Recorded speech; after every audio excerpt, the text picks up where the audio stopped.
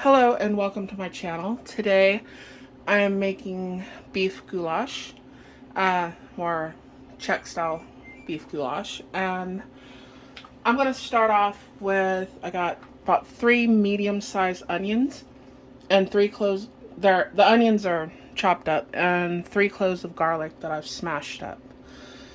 And I got just enough olive oil in here to do what I need to do, which is kind of saute them around a little bit, and then we're going to add a few things into here.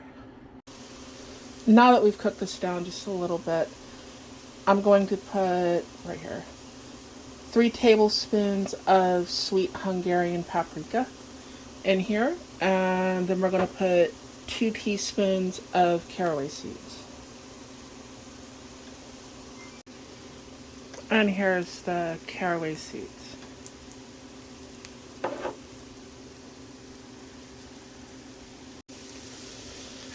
Mix the paprika and the caraway seeds in here real good. Make sure you get that paprika coloring all over everything. All those onions should be the color of paprika. Now I'm going to add 2 pounds of stew meat here. You can leave them the same size they come if you're buying it, from the store, just pre-cut up stew meat. Or you can cut them up smaller, like little 1-inch cubes if you want them smaller. Either way, doesn't really make a difference. Personal choice. And you're going to add that to the pot. You're going to stir all this stew meat around until you get that paprika all over the stew meat mixed in with the onions, and we're going to cook this for a minute. You're going to want your stove on kind of a little over medium, not quite medium high, just good enough that you can cook the meat in there with the onions and the seasoning. And we're probably going to cook this for about 5 minutes, and I'm going to cover it, but I'm going to uncover and stir it probably 2 or 3 times. The meat is cooked for about 5 minutes, and I've just added 2 cans of tomato sauce. I'll save the cans there because I'm probably going to use them for measuring cups. But we're going to let this cook in the tomato sauce for probably about another, I'd say 10 minutes. I nearly forgot. 2 teaspoons of marjoram. That's marjoram right there. And now I'm going to mix this all up in together and probably let it cook for about 10 more minutes. Here's the part where I was saying save the cans for a measuring cup. These are 15 ounces. That's close enough to 2 cups anyways. And I'm going to add 2 of these full of water to the pot. And let that come back to a boil. This has been cooking for, I'd say, about 15 minutes. And I'm going to add some breadcrumbs to it. And that's just to thicken it up. This is one of those things that you're going to have to judge by just kind of putting some in it and stirring it around and seeing if that's the consistency that you want. And then add a little bit more to it. And if it gets a little too thick, just add a little bit more water to it.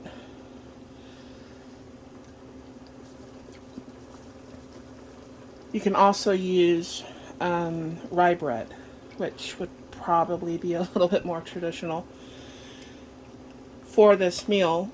But if you got breadcrumbs, something like this, that will work just fine.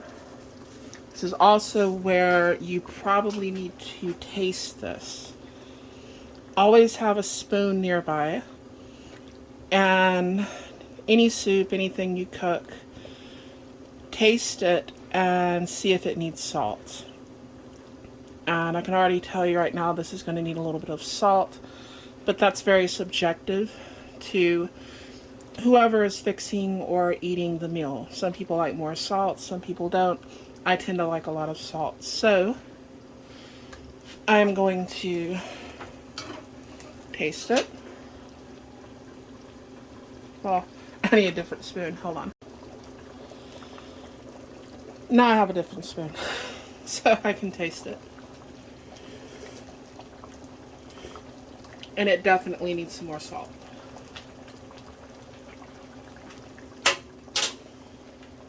So I'm going to add some more salt.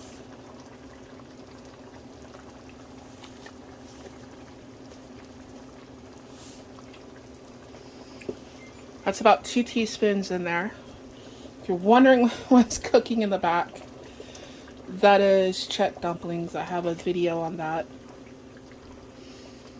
Mine never look good while they're cooking.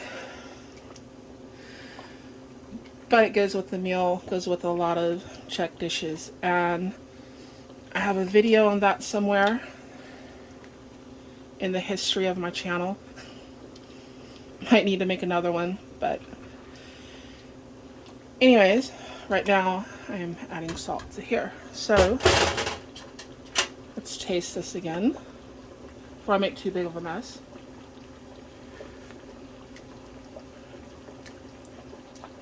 And that's about right. Now the goulash is done, and I paired it with some Czech dumplings there. You don't have to use Czech dumplings, you can use bread.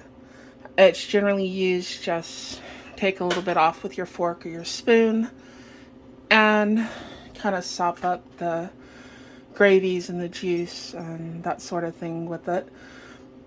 I do have a Patreon that if you feel like supporting my channel, I would greatly appreciate it. It will be linked down below. And I should be putting something out next week.